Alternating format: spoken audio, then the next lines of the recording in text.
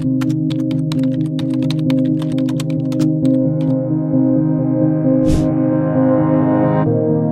very thankful with the Survivor Leadership Fund.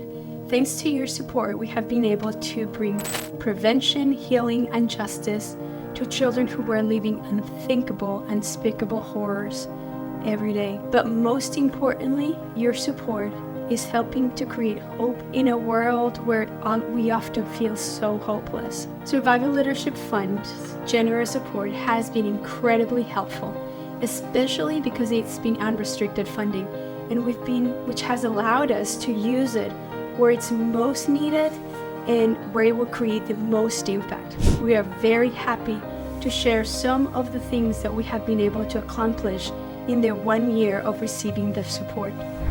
140 children who were living in horrors of sexual violence and torture were rescued and have been receiving free legal, social, and psychological services. From those cases, we've already taken 64 of them to trial, and we've won in 62 cases of them. That means 62 sexual aggressors have been convicted. This continues to maintain our 95% conviction rate in the 840 cases that we've taken so far. And we have provided life-saving information through our training courses to over 8,500 students and professionals. We go to schools to provide them with information so that they know how to find help when something like this is happening to them.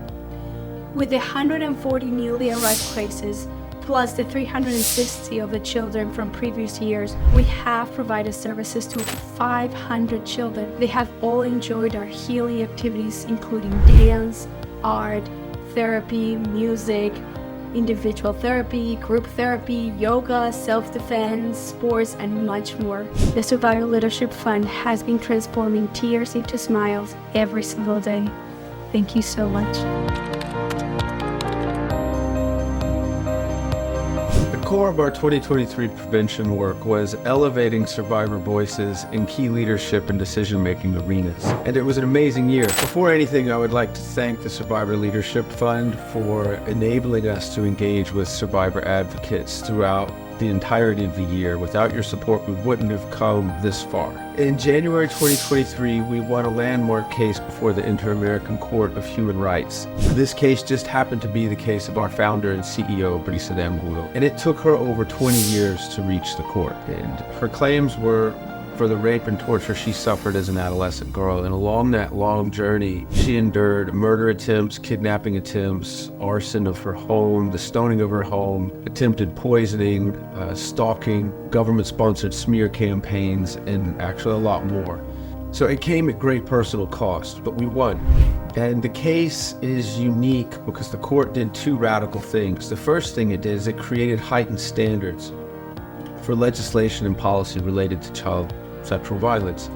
The second is that the court, at Brisa's request, ordered the Bolivian government to make 11 specific systemic reforms, legislative and policy reforms, rather than the normal course, which the normal course is to order the Bolivian government or any other government to pay millions of dollars in reparations for the harm suffered. And Brisa relinquished those monetary reparations and requested systemic reform, and the court agreed.